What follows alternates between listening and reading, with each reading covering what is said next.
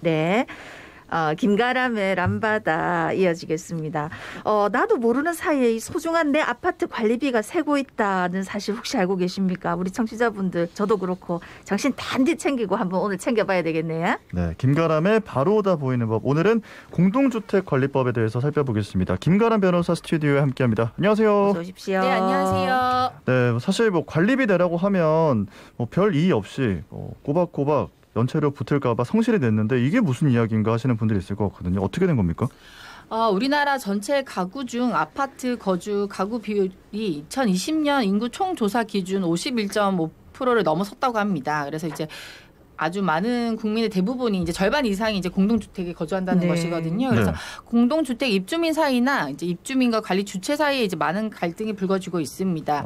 우선 이제 공동주택관리법은 2015년 8월 11일 제정되어서 다음 해인 2016년 8월 12일 시행되었는데요. 이 법은 공동주택의 관리에 관한 사항을 정함으로써 공동주택을 투명하고 안전하게 효율적으로 관리하기 위함입니다. 그런데 이제 각 세대가 이제 관리비를 내고 이 돈으로 공동주택의 유지나 보수에 필요한 곳에 지출을 하게 되는데요. 이제 문제는 정말 법에서 정한 것처럼 투명하고 공정하게 관리를 하고 있는가 이런 의구심이 드실 겁니다. 왜냐하면 이제 한 세대에 부과되는 관리비가 총 모이면 생각하는 것보다 액수가 굉장히 크거든요. 그렇죠. 그래서 이제 법 제2조 제1항 2호에서는 의무 관리 대상 공동주택이라고 해서 이제 150세대 이상인 경우에는 이제 자치 관리를 하거나 아니면 주택 관리 업자에게 위탁을 해서 관리하도록 규정을 하고 있습니다. 그래서 우선 자치 관리가 는 뭐냐면 이제 입주자 대표회의가 관리소장을 대표자로 자체 선임을 해서 운영을 하는 것이고요. 이것저것 다 귀찮다. 아니면 이제 전문 주택 관리업자들이 있습니다. 여기서 입찰을 통해서 그 관리업자에게 맡기면 그 관리업자가 이제 주택 관리사를 관리사무소장으로 이제 배치를 하게 되는 거죠. 네. 뭐 자치로 하는 경우도 있고 아니면 위탁을 하는 경우도 있다고 하셨는데, 근데 이제 우리가 이제 뭐 아파트 관리실에 뭐 어쩌다가 볼 일이 있어서 가 보면은 관리소장이 있다 아닙니까? 그럼 이 관리소장이 일을 이제 다 관할해서 할 텐데 구체적인 업무가 어떻게 됩니까? 네, 이제 법 제63조에서 이제 관리 주체 업무에 대해서 규정을 하고 있습니다. 이제 살펴보면 이제 공동주택의 공용 부분, 이제 다 같이 쓰는 부분이죠. 뭐 복도라던가 그곳에 대한 이제 유지나 보수 및 안전 관리, 그리고 이제 주택 단지 안의 경비라던가 청소나 소독, 그리고 쓰레기 수거. 그리고 이제 관리비 및 사용료 징수와 이제 공과금 등의 납부 대행이라던가 장기 수정 충당금이라서 이제 일정 금액 이제 매달 관리비에서 적립하지 않습니까? 이제 그걸 징수하고 적립하고 관리하는 거. 그리고 이제 관리 규약이나 입주자 대표회의에서 정한 사항의 집행, 그리고 이제 그밖에 이제 국토교통부령으로 이제 정하는 사항이 이제 업무입니다. 그렇군요. 뭐 업무가 여러 가지가 있다 이런 말씀이신 것 같은데요. 관리비 징수를 하는 것만 해도 또 세대가 많은 아파트면 쉽지 않을 것 같은데 이건 어떻게 하고 있습니까? 이제 관리비 징수는 이제 보통 전산 업체에서 위탁을 해서 징수를 하고 있습니다.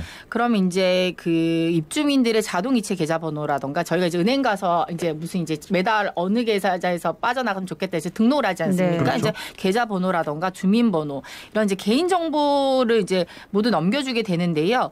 문제는 이렇게 철저하게 관리되어야 할 개인 정보가 이 전산업체가 이제 다른 업체에게 재위탁을 해서 처리를 하면서 이제 개인정보 주체들한테 동의를 받지 않고 이 정보까지 무단으로 넘겨지게 된다는 것이죠. 그래서 이제 문제는 관리비 징수 업무뿐만 아니라 뭐 경비업이나 쓰레기 수거 업무도 재위탁 재도급 주는 방식으로 운영이 되고 있는 곳이 아주 많기 때문에 점검을 해보셔야 되는 부분입니다. 이제 예를 들어서 우리는 용역을 A라는 업체에 이제 100만 원의 도급을 줬다.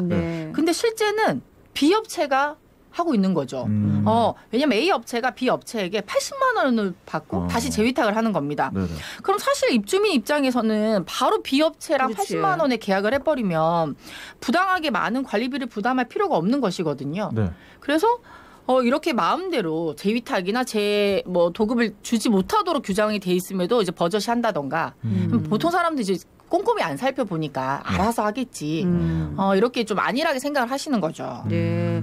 사실 이런 거를 뭐 우리가 알 방법도 사실은 없고 지금 뭐 어떻게 뭐 도급을 줬는데 뭐 또 저거 줬느냐 이거 뭐 물어본다고 바르게 대답할 것도 아니고 어쨌든 간에 누군가는 다 손해를 보고 A 업체 같은 경우 설명하셨던 A 업체는 그냥 가만히 앉아서 20만 원 버는 거잖아요. 맞습니다.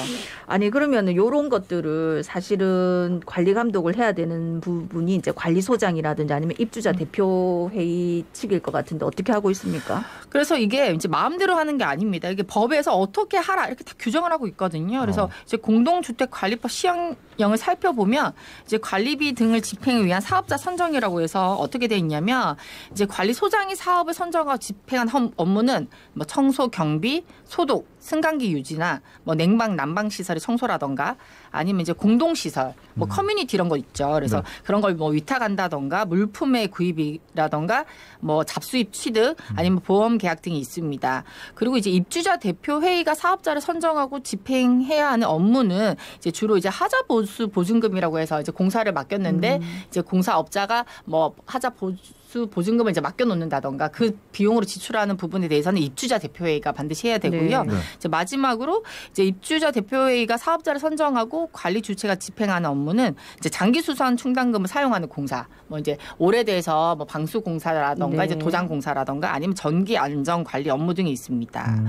그렇군요. 근데 이렇게 항목이 구별된 것만 지키면 뭐 사업자 선정을 하고 집행을 하는 걸 관리소장이나 입주자 대표 회의가 마음대로 해도 되는 건지 이런 경우에 뭐 입주자 대표 회장 친구 업체, 뭐 관리사무조정 친척 이런 분들이 할 수도 있는 거잖아요. 아, 그래서는 안 되겠죠. 그래서 네네. 법에서는 일부 예외적인 사항을 빼고 모두 경쟁 입찰을 통해서 사업자를 선정할 것을 규정을 하고 있습니다. 그래서 예외적인 경우는 어떤 경우냐면 이제 공사대금이 이제 부가가치세를 제외한 300만 원. 어떻게 보면 이제 소액 공사죠. 네. 이런 경우에는 이제 입찰하고 이런 건 너무 좀 복잡하니까 대신에 두 곳 이상의 견적서를 받은 경우에만 자 A 업체, B 업체 비교해 보니까 아, B 업체가 좀 더 저렴하다.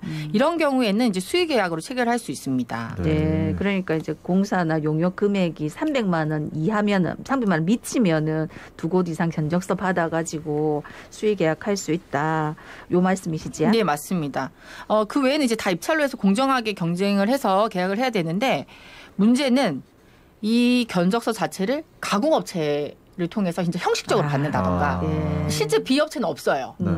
A 업체, B 업체 있는 것 같지만 서류상으로 꾸민다던가 아니면 입찰에 필요한 이제 뭐 자격증 같은 게 있습니다. 뭐 전기 안전 관리 공사 같은 경우는 전기 기술자라던가 네. 뭐 방수란 방수 기술자라던가 근데 이런 거를 꼼꼼하게 확인하지 않고 이제 입찰하는 사람들이 이제 허위로 서류를 낼 수가 있는 거거든요. 네. 근데 그런 부분도 챙겨보지 않고 그냥 우리는 입찰을 했습니다. 이렇게 얼렁뚱땅 계약을 하는 것도 많다는 것이죠. 아니 그러면 유난히 우리 아파트는 300만 원 아래 공사를 자주 한다 하면 뭔가 의심스러운 부분이 있을 수도 있겠네. 네, 사실 이제 공사 금액을 네. 쪼개기는 절대 안 되거든요. 네, 네, 네. 그래서 유난히 뭐 300만 원 이하의 공사가 많다. 그럼 좀 챙겨 보셔야 됩니다. 왜냐하면 네. 이런 공사도 뒤에 말씀을 드리겠지만 모두 아파트 동별 게시판에 공고를 해야 되거든요.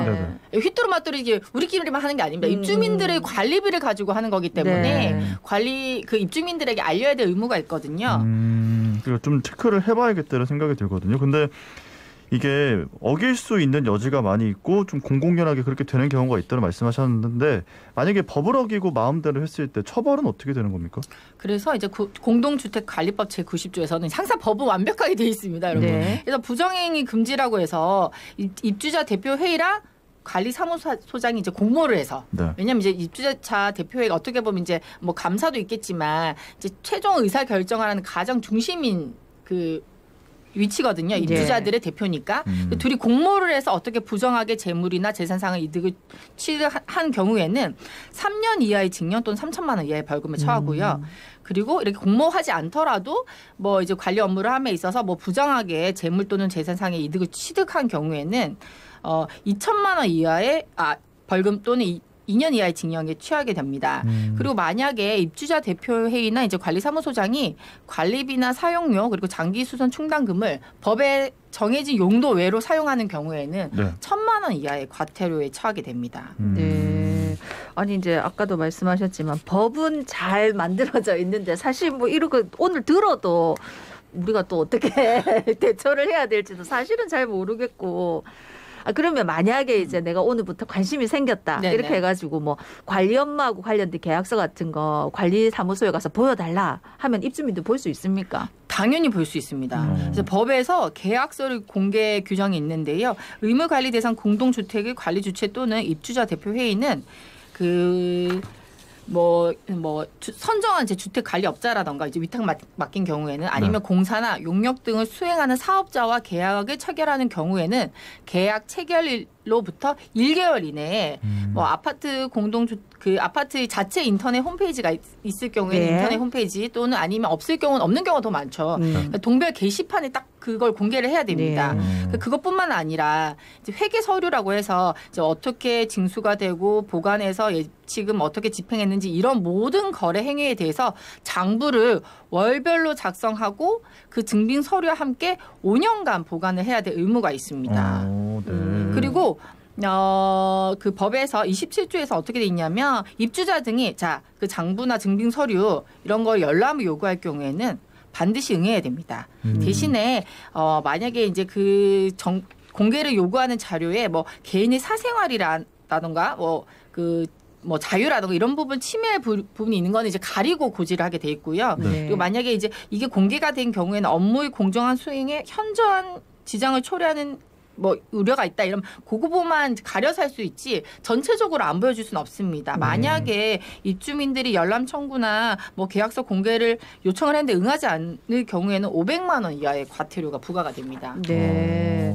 그런데 사실은 이제 관리사무소 같은 데 가보면 항상 입주민하고 그 직원들하고 늘 뭔가로 대화하는 모습을 볼 수 있거든요. 맞습니다. 이런 거를 사실 우리가 당연히 지켜야 될 권리인데도 가서 만약에 이런 걸 달라 이렇게 하면은 사실 좀 내를 너무 까탈스러운 사람을 보지 않을까 그런 걱정도 되는데 실제 어떨까요? 사실 이 문제로 굉장히 이제 법적인 분쟁에 많이 휘말리고 네. 사실 고소 고발도 많아요. 네. 그러니까 이제 어떻게 집행되는지 보자. 그럼 이제 꼼꼼하게 보면 이제 또 사람이 하다 보면 좀 업무상에 이제 실수나 네. 있을 수도 있긴 하거든요. 물론 그래서는 안 되겠지만 그러면 이거 문제가 있다. 그럼 이제 법적으로 신고하겠다, 과태료 물겠다 이러면 또 이제 계속 찾아가면 상대방 입주자 대표회의나 관리사무소장에서는 업무 방해로도 고소를 하고 이제 감정적으로 이제 극한으로 치닫긴 하거든요. 네. 근데 원칙은 원래 이렇게 보여달라 그러면 이것저것 토를 다지 마시고 그냥 보여주시면 되는 거예요. 근데 뭔가 이제 업무 집행의 투명함이나 공정함이 없으니까 숨기지 않겠습니까? 네네. 떳떳하면 당연히 우리가 이 돈을 이렇게 집행을 네. 했고 이렇게 입찰을 받았다, 이렇게 견적서를 받았다 문제가 없는 부분이거든요. 그래서 이거는 법에 정해진 입주민의 당연한 권리인데 이런 요구를 하는 입주민들을 별난 사람, 아니면 사회에 불만을 가진 사람, 아니면 우리 업무를 방해하는 사람으로 몰아가는 것은 좀 문제가 있는 것으로 보입니다. 네. 오늘 방송 들으시면서 한번 좀 관심을 가지는 게 필요할 것 같다는 생각이 들고요. 그리고 이게 평소에 관심을 갖고 게시글 같은 게 올라왔을 때 좀 확인을 해놓는 게 좋겠다는 생각이 드네요. 맞습니다. 시기가 지나고 나서 또 찾아가면 괜히 또 감정적으로 안 좋을 수도 있고 하니까 맞습니다. 평소에 관심을 좀 많이 가져봐야겠다는 생각이 듭니다. 네, 오늘 네. 말씀은 여기까지 듣도록 하겠습니다. 변호사님 고맙습니다. 네. 네, 지금까지 김가람 변호사였습니다. 예, 항상 정직한 선곡을 잘하는 자갈 찾으면서 오늘 또 노래 한 곡 들려드리면서 마치려는데 오늘은 어떤 곡이지? 네, 오늘은 뭔가 우리 집에 좀 관심을 가지자 이런 마음을 담아가지고 2PM의 또 우리 집이라는 곡을 선곡해놨거든요.